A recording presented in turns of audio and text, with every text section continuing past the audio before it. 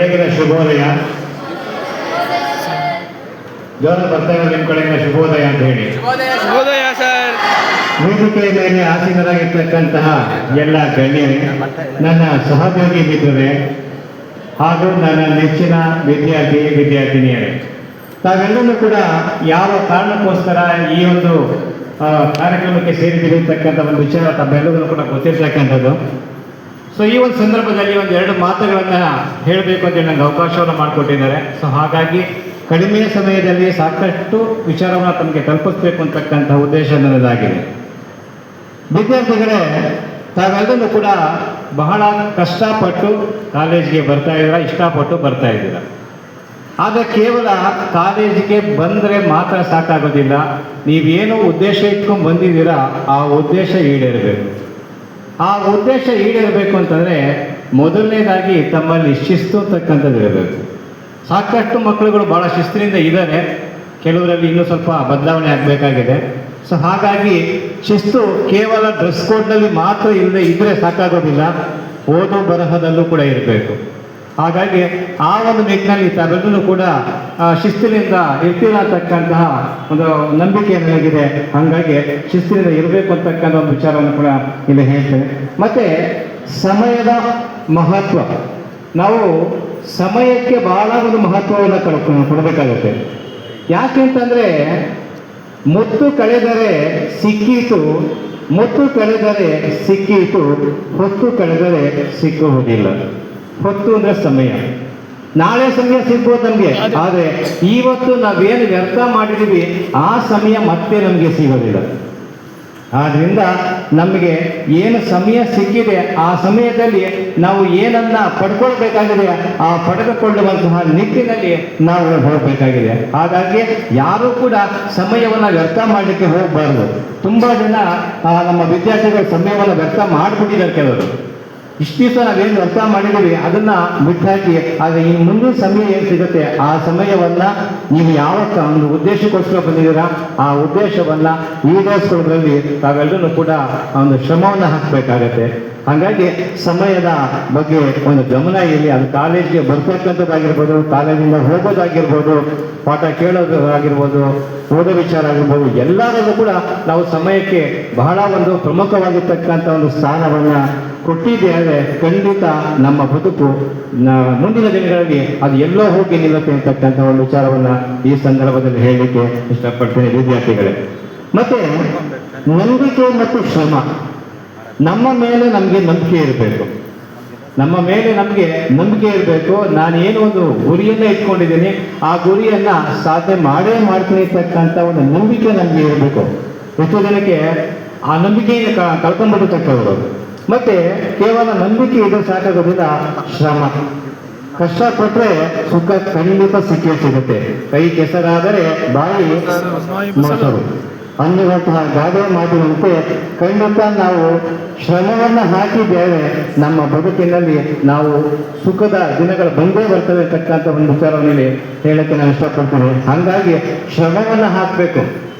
ನೀವೇನು ಉದ್ದೇಶ ಇಟ್ಕೊಂಡು ಬಂದಿದ್ದೀರಾ ಆ ಒಂದು ಉದ್ದೇಶದಲ್ಲಿ ಈಡೇರಬೇಕು ಅಂದರೆ ನೀವು ತುಂಬ ಶ್ರಮವನ್ನು ಹಾಕಿದ್ರೆ ಖಂಡಿತ ಮುಂದಿನ ದಿನಗಳಲ್ಲಿ ನಿಮಗೆ ಒಂದು ಒಳ್ಳೆಯ ಭವಿಷ್ಯ ಸಿಗುತ್ತೆ ಅಂತಕ್ಕಂಥ ಒಂದು ವಿಚಾರವನ್ನು ಈ ಒಂದು ಸಂದರ್ಭದಲ್ಲಿ ನಾನು ಹೇಳಲಿಕ್ಕೆ ಇಷ್ಟಪಡ್ತೀನಿ ವಿದ್ಯಾರ್ಥಿಗಳೇ. ಮತ್ತು ಸಂಬಂಧಗಳಿಗೆ ಬೆಲೆ ಕೊಡಬೇಕು. ನಾವು ತುಂಬ ಜನ ಹಣಕ್ಕೆ ಬೆಲೆ ಕೊಡ್ತಾರೆ, ಹಣಕ್ಕಿಂತ ಗುಣ ಬಹಳ ಮುಖ್ಯ.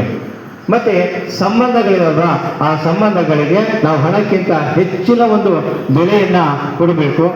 ಹಣಕ್ಕಿಂತ ಸಂಬಂಧಗಳ ಹೆಚ್ಚಿನ ಬೆಲೆಯನ್ನು ನಾವು ಕೊಡಬೇಕಾಗುತ್ತೆ. ಹಾಗಾಗಿ ಸಂಬಂಧ ಅಂತಂದಾಗ ಅಣ್ಣ ತಂಗಿ ಆಗಿರ್ಬೋದು, ಅಕ್ಕ ತಮ್ಮ ಆಗಿರ್ಬೋದು, ತಂದೆ ತಾಯಿ, ಆಮೇಲೆ ಚಿಕ್ಕಪ್ಪ ಚಿಕ್ಕಮ್ಮ, ದೊಡ್ಡಮ್ಮ, ಸೊ ಹಂಗಾಗಿರ್ಬೋದು, ಎಲ್ಲ ಒಂದು ಸಂಬಂಧಗಳಿವೆ. ಆ ಸಂಬಂಧಗಳಿಗೆ ನಾವು ಬೆಲೆಯನ್ನು ಕೊಡಬೇಕಾಗತ್ತೆ ವಿದ್ಯಾರ್ಥಿಗಳೇ. ಮತ್ತೆ ನಮ್ಮ ಬದುಕಿನಲ್ಲಿ ಏನಾರಾಗಲಿ ನಾವು ಹೆದರದೆ ಮುಂದೆ ಸಾಕ್ಕೊಂಡು ಹೋಗಬೇಕು. ಎಷ್ಟೋ ಜನ ವಿದ್ಯಾರ್ಥಿಗಳಿಗೆ ಕೆಲವೊಂದು ವಿಷಯಗಳೇನೆಂದರೆ ಭಾಳ ಕಷ್ಟ ಆಗುತ್ತೆ ಅವರಿಗೆ. ಅಯ್ಯೋ ಯಾಕಾರ ಈ ಒಂದು ಸಬ್ಜೆಕ್ಟ್ ನಮಗೆ ಇಟ್ಟಿದಾರೋ ಅಂತ ಭಾಳ ಬೇಗ ಮಾಡ್ಕೊತಾರೆ. ಆದರೆ ಅದೇನಾರಾಗಲಿ ನಾವು ಹೆದರ್ಕೋಬಾರ್ದು, ಮುಂದೆ ಸಾಗಬೇಕು.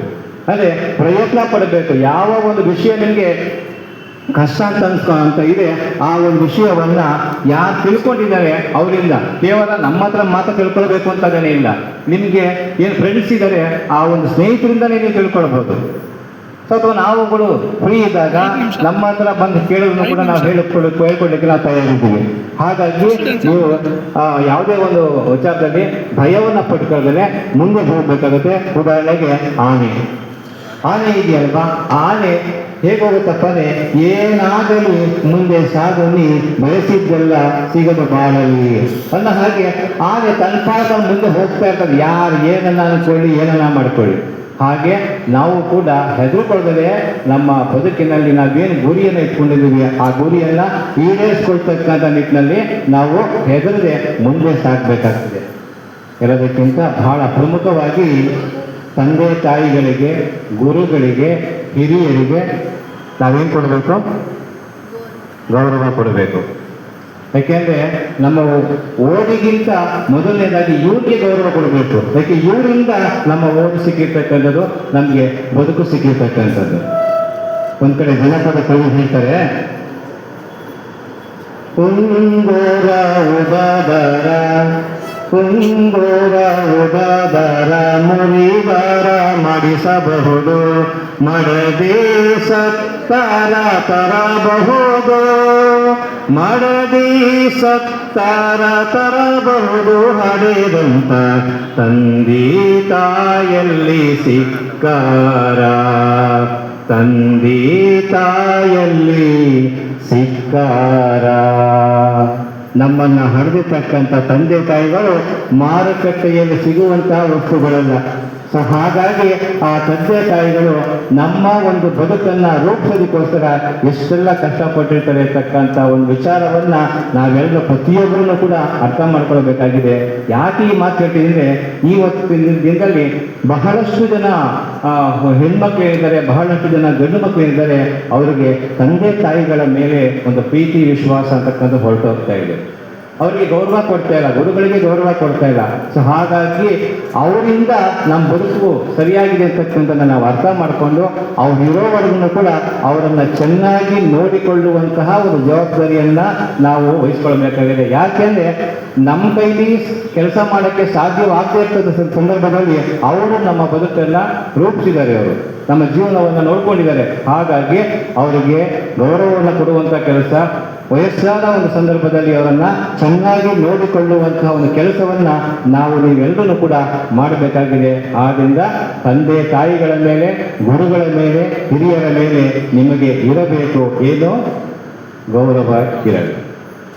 ಮತ್ತು ಸ್ನೇಹಿತರು, ಎಂಥ ಸ್ನೇಹಿತರನ್ನ ನಾವು ಸಹವಾಸವನ್ನು ಮಾಡಬೇಕಾಗುತ್ತೆ. ತುಂಬ ಜನ ನೀವೆಲ್ಲ ಫ್ರೆಂಡ್ಸ್ ಮಾಡ್ಕೊಂಡಿದ್ದೀರಾ, ತುಂಬ ಜನ ಸ್ನೇಹಿತರಿದ್ದಾರೆ ನಿಮಗೆ, ಹೌದಲ್ವಾ? ಎಂಥ ಸ್ನೇಹಿತರು ಬೇಕು ನಿಮಗೆ? ಒಳ್ಳೆಯವರು ಸರ್, ಒಳ್ಳೆಯವರು ಸ್ನೇಹಿತರು ಬೇಕು. ಯಾಕೆ ಕೆಟ್ಟವ್ರು ಯಾಕೆ ಬೇಡ? ಕೆಟ್ಟವ್ರು ಸಹವಾಸ ಮಾಡಿದ್ರೆ ನಾವು ಕೂಡ ಏನಾಗ್ತೀವಿ?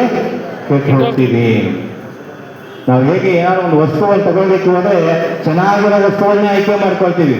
ಹಾಗೆ ಇಲ್ಲಿ ಚೆನ್ನಾಗಿರೋ ಫ್ರೆಂಡ್ಸ್ ಅಂತಂದ್ರೆ, ಸ್ನೇಹಿತರು ಅಂತಂದ್ರೆ ಕೇವಲ ಅಂದವನ್ನು ನೋಡಿ, ಚಂದವನ್ನು ನೋಡಿ, ಬಟ್ಟೆಯನ್ನು ನೋಡಿ ನಾವು ಆಯ್ಕೆ ಮಾಡ್ಕೋಬಾರ್ದು. ಹಾಗೆ ಆಯ್ಕೆ ಮಾಡ್ಕೊಂಡಿದ್ರು ಕೂಡ ಅವ್ರ ಜೊತೆ ಒಂದು ವಾರ ನಾವು ಒಡನಾಟ ಇದ್ದರೆ ಆ ವ್ಯಕ್ತಿ ಎಂತವನು ಅಥವಾ ಎಂತವನು ತಕ್ಕಂಥ ನಮ್ಗೆ ಗೊತ್ತಾಗುತ್ತದೆ.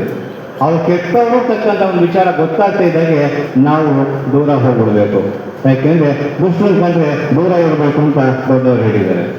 ಆದ್ದರಿಂದ ನಾವು ಉತ್ತಮರ ಸಹವಾಸವನ್ನು ಮಾಡಬೇಕಾಗತ್ತೆ. ಅದಕ್ಕೆ ಒಂದು ಜನಪದ ಕವಿಯನ್ನು ಹೇಳ್ತಾನೆ, ಉತ್ತಮರ ಗೆಳೆತನ, ಉತ್ತಮರ ಗೆಳೆತನ ಪೋಕಳಿ ಬಂಗಾರ, ಮತ್ತ ಹೀನರ ಗೆಳೆತನ, ಮತ್ತ ಹೀನರ ಗೆಳೆತನ ಮಾಡಿದರ ಹಿತ್ತಾಳೆಗಿಂತ ಬಲುಹೀನ.